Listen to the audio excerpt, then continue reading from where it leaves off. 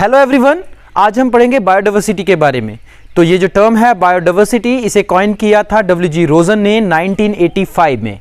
तो ये जो वर्ड है बायोडाइवर्सिटी, ये डिराइव किया गया है दो वर्ड से। एक है बायोस यानी बायोलॉजिकल और दूसरा है डाइवर्सिटी यानी के वैरायटी। तो बायोडाइवर्सिटी का मतलब हुआ variety of living organism that live in a particular area. किसी भी एरिया में जो भी plants, animals, micro organisms, birds, जितने भी अलग अलग वैरायटी के लिविंग ऑर्गेनिजम्स पाए जाते हैं वो सब मिलकर बनाते हैं बायोडाइवर्सिटी। जितने भी लिविंग ऑर्गेनिज्म, चाहे वो टेरेस्ट्रियल हो, एक्वेटिक हो, आर्बोरियल हो या मेराइन और एनवायरनमेंट में रहने वाले ऑर्गेनिजम्स हों, और इवन के उन ऑर्गेनिजम्स में पाए जाने वाले जीन्स भी बायोडाइवर्सिटी को कंट्रीब्यूट करते हैं। यानी ये सब मिलकर बायोडाइवर्सिटी बनाते हैं। बायोडाइवर्सिटी को 3 लेवल्स में डिवाइड किया गया है। Number 1 genetic diversity, number 2 species diversity and number 3 ecosystem diversity. तो अब हम इन तीनों को एक एक करके डिस्कस करेंगे। अब बात करें हम जेनेटिक डाइवर्सिटी की, तो जीन्स जो हैं हर एक ऑर्गेनिज्म में प्रेजेंट होते हैं। ये जो जीन्स होते हैं ये एक जनरेशन से दूसरी जनरेशन में जो है पेरेंट्स से ऑफस्प्रिंग में जो जेनेटिक इंफॉर्मेशन है वो पहुंचाते हैं। जो करेक्टर्स हैं पेरेंट्स के वो यंग वंस में जीन्स के थ्रू पहुंचते हैं। और हम जैसा कि हम जानते हैं कि हमारी बॉडीज़ में या लिविंग ऑर्गेनिजम्स की बॉडी में एक वैरायटी ऑफ जीन्स प्रेजेंट है। तो जब हम इन जीन्स की वैरायटी की बात करते हैं तो हम बात करते हैं जेनेटिक डाइवर्सिटी की। और जब जेनेटिक डाइवर्सिटी की हम बात करते हैं तो हम बात करते हैं रेसिस की, फॉर्म्स की, वैरायटीज़ की, ब्रीड्स की।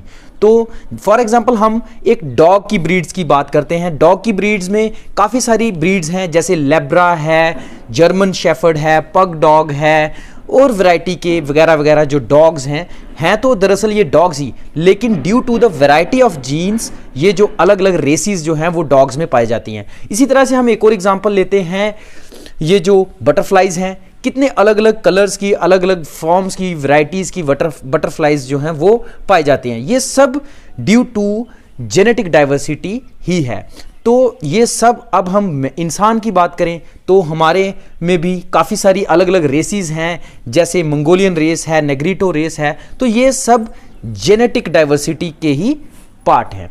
तो ये सब मिलकर बनाते हैं जेनेटिक डाइवर्सिटी। अब बात करते हैं स्पीशीज डाइवर्सिटी की। स्पीशीज डाइवर्सिटी में हम बात करते हैं किसी भी पर्टिकुलर एरिया में कितनी वैरायटी ऑफ स्पीशीज जो हैं वो प्रेजेंट हैं। और स्पीशीज डाइवर्सिटी में 2 कंसेप्ट्स आते हैं, एक है स्पीशीज रिचनेस और दूसरा है स्पीशीज अबंडेंस। तो स्पीशीज रिचनेस का मतलब है किसी भी एरिया में, किसी भी पर्टिकुलर एरिया में कितनी नंबर ऑफ स्पीशीज जो हैं प्रेजेंट हैं। स्पीशीज अबंडेंस का मतलब है number of individuals of a particular species in a community, यानी किसी भी पर्टिकुलर कम्युनिटी में किसी पर्टिकुलर स्पीशीज के कितने इंडिविजुअल्स, कितने नंबर ऑफ इंडिविजुअल्स जो हैं वो प्रेजेंट हैं। और स्पीशीज अबंडेंस के साथ एक और टर्म जुड़ी है, रिलेटिव अबंडेंस। और रिलेटिव अबंडेंस का मतलब है कि किसी भी पर्टिकुलर एरिया की बाकी स्पीशीज के मुकाबले कोई भी पर्टिकुलर स्पीशीज कितनी कॉमन है या कितनी रेयर है। हम जानते हैं काफ़ी सारी स्पीशीज़ जो हैं जेनेटिक मेकअप में सिमिलर भी होती हैं और कुछ स्पीशीज़ जेनेटिक मेकअप में डिफरेंट होती हैं। जो स्पीशीज़ जेनेटिक मेकअप में सिमिलर होती हैं वो इंटरब्रीड कर सकती हैं, और जो जेनेटिक मेकअप में जो स्पीशीज़ डिफरेंट होती हैं वो इंटरब्रीड नहीं कर सकती। स्पीशीज डाइवर्सिटी को हम 2 इंडाइसिस में मेजर करते हैं, एक है शैनन वीनर इंडेक्स और दूसरा है सिम्पसन इंडेक्स। अब नेक्स्ट आती है इकोसिस्टम डाइवर्सिटी। जैसे कि जब हम इकोसिस्टम की बात करते हैं तो यहाँ पर हम बात कर रहे हैं अलग अलग तरह के इकोसिस्टम की। हमारे अर्थ में आपको पता है कितने अलग अलग तरह के इकोसिस्टम है। डेजर्ट इकोसिस्टम है, फॉरेस्ट इकोसिस्टम है और एक्वेटिक इकोसिस्टम है। तो इन सभी इकोसिस्टम में भी एक अलग अलग वैरायटीज़ के इकोसिस्टम है। जैसे फॉरेस्ट इकोसिस्टम, अब जो वेजिटेशन, जैसे मान लीजिए नॉर्दर्न रीजन, नॉर्दर्न इंडिया में जो फॉरेस्ट इकोसिस्टम है वो साउदर्न इंडिया के फॉरेस्ट इकोसिस्टम से डिफरेंट होगा। यहाँ पे जो northern ecosystem, northern forest ecosystem और साउदर्न फॉरेस्ट इकोसिस्टम की जो आपस की जो प्लांट की वैरायटी होगी या एनिमल्स की वैरायटी होगी वो एक दूसरे से डिफरेंट होगी। तो जब हम इकोसिस्टम की डाइवर्सिटी की, बायोडाइवर्सिटी की बात करते हैं तो हम उसे कहते हैं इकोसिस्टम बायोडाइवर्सिटी। अब बात करते हैं उन टर्म्स की जिन टर्म्स में बायोडाइवर्सिटी को मेजर किया जाता है। बायोडाइवर्सिटी को 3 टर्म्स में मेजर किया जाता है। एक है अल्फा डाइवर्सिटी, दूसरी बीटा डाइवर्सिटी और तीसरी है गामा डाइवर्सिटी। ये जो तीनों टर्म्स थी अल्फा, बीटा और गामा डाइवर्सिटी, ये डिस्क्राइब की थी विटाकर ने 1972 में। अब हम बात करते हैं अल्फा डाइवर्सिटी के बारे में। जब हम अल्फा डाइवर्सिटी के बारे में बात करते हैं तो हम बात करते हैं किसी पर्टिकुलर इकोसिस्टम में पाई जाने वाली डाइवर्सिटी के बारे में, और इसमें हम यूज करते हैं एक टर्म का जिसे हम कहते हैं स्पीशीज रिचनेस, और जिसका मतलब ही है total number of species present in a particular area, यानी किसी एक पर्टिकुलर एरिया में या इकोसिस्टम में पाए जाने वाली टोटल नंबर ऑफ स्पीशीज के बारे में। अब हम बात करते हैं बीटा डाइवर्सिटी की। तो आपको मैं बता दूं कि बीटा डाइवर्सिटी एक्चुअल में एक कंपैरिजन है। जब हम कभी किसी भी 2 इकोसिस्टम या 2 से ज्यादा इकोसिस्टम में पाए जाने वाली बायोडाइवर्सिटी को कंपेयर करते हैं तो तब हम बात करते हैं बीटा डाइवर्सिटी की। अब हम बात करते हैं गामा डाइवर्सिटी की। तो सबसे पहले मैं आपको बता दूं, जैसे कि हम सब जानते हैं कि एक बड़े लैंडस्केप को हम ले लें, किसी एक बड़े एरिया को ले लें, उसमें अलग अलग इकोसिस्टम पाए जाते हैं। जब हम किसी एक लार्ज लैंडस्केप को लेते हैं जिसमें काफी सारे इकोसिस्टम पाए जाते हैं और किसी लार्ज लैंडस्केप की ओवरऑल बायोडाइवर्सिटी की बात करते हैं तो तब हम बात करते हैं गामा डाइवर्सिटी की। अब हम बात करते हैं इंपॉर्टेंस ऑफ बायोडाइवर्सिटी की, यानी बायोडाइवर्सिटी हमारे लिए क्यों जरूरी है और क्या डिफरेंट सर्विसेज हैं जो हमें बायोडाइवर्सिटी प्रोवाइड करती है। तो बायोडाइवर्सिटी की इंपॉर्टेंस को या बायोडाइवर्सिटी की सर्विसेज को हमने 3 डिफरेंट टाइप्स में बांटा है। सबसे पहली टाइप है इकोलॉजिकल सर्विसेज, दूसरे नंबर आती है बायोलॉजिकल सर्विसेज और तीसरे नंबर आती है सोशल सर्विसेज। तो सबसे पहले हम बात करते हैं इकोलॉजिकल सर्विसेज की। तो इकोलॉजिकल सर्विसेज की हम जब बात करते हैं तो हमारी अर्थ पे जो डिफरेंट इकोसिस्टम है उनकी स्टेबिलिटी बनाए रखने में जो है बायोडाइवर्सिटी बहुत इंपॉर्टेंट है। सबसे पहले न्यूट्रिएंट रिसाइकलिंग की हम बात करें तो जिसमें बायोडाइवर्सिटी एक मेजर रोल प्ले करता है। एनर्जी रिसाइकलिंग की बात करें तो उसमें भी बायोडाइवर्सिटी एक इंपॉर्टेंट रोल प्ले करता है। वाटर रिसोर्सेज को प्रोटेक्ट करने में बायोडाइवर्सिटी बहुत इंपॉर्टेंट रोल करता है प्ले, और क्लाइमेट स्टेबिलिटी को बनाए रखने में वाटर जो बायोडाइवर्सिटी है काफी इंपॉर्टेंट है।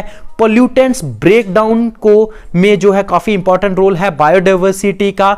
उसके बाद जो हमारी जो डिफरेंट एटमॉस्फेरिक गैसेस हैं उनका जो बैलेंस बनाए रखने में भी जो मदद करता है वो बायोडाइवर्सिटी ही है। अब हम बात करते हैं बायोलॉजिकल इंपॉर्टेंस की, यानी जो बायोडाइवर्सिटी है उसकी क्या क्या बायोलॉजिकल इंपॉर्टेंसेस हैं। तो सबसे पहले हम बात करें तो बायोडाइवर्सिटी जो है हमें फूड प्रोवाइड करती है। उसके बाद बायोडाइवर्सिटी से ही हमें जो है मेडिसिनल प्लांट्स मिलते हैं, फार्मास्यूटिकल प्लांट्स मिलते हैं, काफ़ी ऑर्नामेंटल प्लांट्स जो हैं वो भी हमें जो है बायोडाइवर्सिटी से मिलते हैं। काफ़ी सारे वुड प्रोडक्ट्स जो है वो भी हमें बायोडाइवर्सिटी से ही मिलते हैं। जो ब्रीडिंग स्टॉक्स हैं वो भी हमें जो है बायोडाइवर्सिटी से ही मिलते हैं। अब बात करते हैं सोशली बायोडाइवर्सिटी क्यों इंपॉर्टेंट है। तो काफ़ी सारी जगह जो है बायोडाइवर्सिटी हमारे लिए इंपॉर्टेंट है। रिसर्च में जो है बायोडाइवर्सिटी काफ़ी इंपॉर्टेंट है। उसके बाद एजुकेशन में इंपॉर्टेंस है। काफ़ी सारे प्लांट्स जो हमारे कल्चर में एक इंपॉर्टेंट रोल प्ले करते हैं। काफ़ी सारे प्लांट्स को सेक्रेड माना जाता है, उनको पूजा जाता है। टूरिज्म में, रिक्रिएशन में जो है बायोडाइवर्सिटी का काफी इंपॉर्टेंट रोल है। अब बात करते हैं डिफरेंट कॉजेज की, उन कारणों की जिनकी वजह से बायोडाइवर्सिटी लॉस हो रहा है। तो बायोडाइवर्सिटी लॉस के 2 कारण हैं, एक है नेचुरल कॉज और दूसरे हैं मैन मेड कॉजेज। तो जब हम नेचुरल कॉजेज की बात करते हैं तो नेचुरल कॉजेज में सबसे पहले आता है लैंडस्लाइड्स, फ्लड्स, ड्रॉट्स, काफी सारी जो नेचुरल कैलेमिटीज हैं जो हैं वो नेचुरल कॉजेज में आती हैं। लैक ऑफ पॉलिनेशन, काफी सारी डिजीजेज हैं नेचुरली जो अकर करती हैं, उनकी वजह से बायोडाइवर्सिटी लॉस हो जाता है। और अब हम बात करते हैं मैन मेड कॉजेज की, यानी इंसानों की वजह से ऐसे क्या कारण हैं जिनकी वजह से बायोडाइवर्सिटी लॉस हो रही है। सबसे पहली बात, एक ओवर एक्सप्लॉयटेशन हम कर रहे हैं नेचुरल रिसोर्सेज की जिनकी वजह से बायोडाइवर्सिटी लॉस हो रही है। हम पोल्यूशन कर रहे हैं जिसकी वजह से बायोडाइवर्सिटी लॉस हो रही है।